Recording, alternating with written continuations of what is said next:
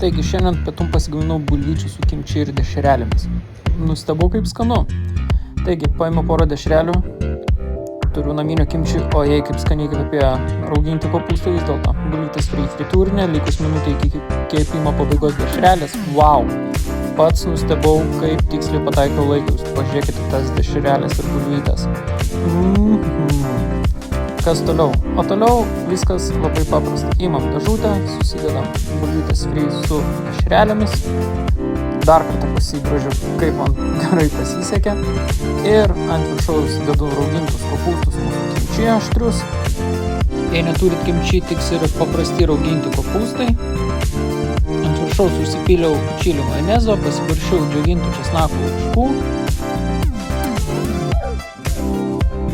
Kol grožimės mūsų bulvytėm fri su kimči ir dešrelėmis, noriu visus pakviesti ir pafollowinkit, palaikinkit šitą video, jeigu jums patinka.